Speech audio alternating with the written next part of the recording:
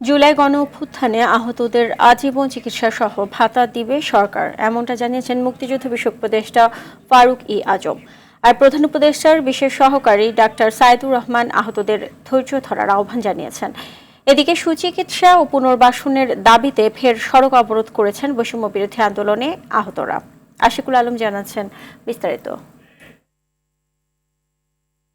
সুচিকিৎসা ও আর্থিক সহায়তা না পাওয়ায় রাজধানীর আগারগাঁও শ্যামলী সড়কে অবস্থান কর্মসূচি পালন করে বৈষম্য বিরোধী আন্দোলনে আহতরা। এর আগে নভেম্বরের মাঝামাঝিতে পঙ্গু হাসপাতালের সামনের সড়ক অবরোধ করেছিলেন তারা। আড়াই মাস পর আবারও সড়কে তাদের অবস্থান। তাদের অভিযোগ, প্রতিশ্রুতি অনুযায়ী স্বাস্থ্য কার্ড ও আর্থিক সহায়তা কোনো সুবিধা দেওয়া হয়নি। আমাদের উপদেষ্টারা আমাদেরকে যতটুকু আশ্বাস দিছে এটা আমাদের কিছুই বাস্তবায়ন করে নাই। এখন পর্যন্ত অধিকাংশ লোক পোলাপান হসপিটালে ভর্তি, কানা হয়ে গেছে, ল্যাংরা হয়ে গেছে। এদের জন্য কি করছে? আমাদেরকে তো তারা অতি ফাস্ট আমাদের ট্রিটমেন্ট করা উচিত ছিল। আমার চোখ আজকে নষ্ট হয়ে গেছে, আমি এই চোখে আর দেখবো না কখনো। যেই বৈষম্যের জন্য আমরা এত কিছু করলাম, এখন আমরা নিজেরাই বৈষম্যের শিকার হইতেছি। সচিবালয়ে দুর্যোগ ও ত্রাণ মন্ত্রণালয়ের সভাকক্ষে বৈঠক করেন স্বাস্থ্য উপদেষ্টা এবং মুক্তিযুদ্ধ বিষয়ক উপদেষ্টা ও প্রধান উপদেষ্টার বিশেষ সহকারী সহ ৬ উপদেষ্টা।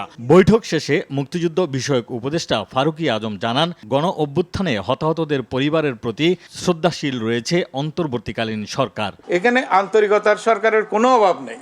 সরকার অত্যন্ত আন্তরিক। আমি বলেছি সংবেদন এই সমস্ত বিষয়ের উপরে সর্বাধিক গুরুত্ব দিয়ে সরকারের যেই অবস্থান থেকে হয়েছে, যারা আহত হয়েছেন তারা সারা জীবনের চিকিৎসার কথা বলা হয়েছে।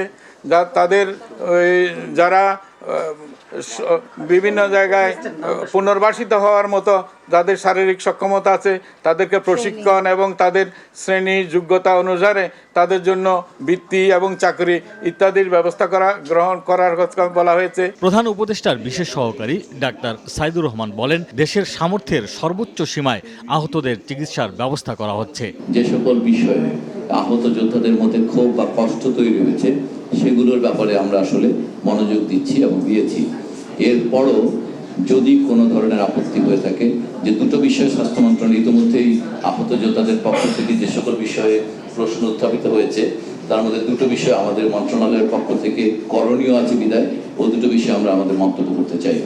দেশি বিদেশি বিশেষজ্ঞ চিকিৎসকদের মাধ্যমে আহতদের চিকিৎসা নিশ্চিতের কথা জানান স্বাস্থ্য উপদেষ্টা নূরজাহান বেগম। আমাদের সরকারের হাতে টাকা ছিল না, উপরন্তু অনেকগুলো লোন ছিল, সে লোনগুলো আমাদেরকে পরিশোধ করতে হচ্ছিল।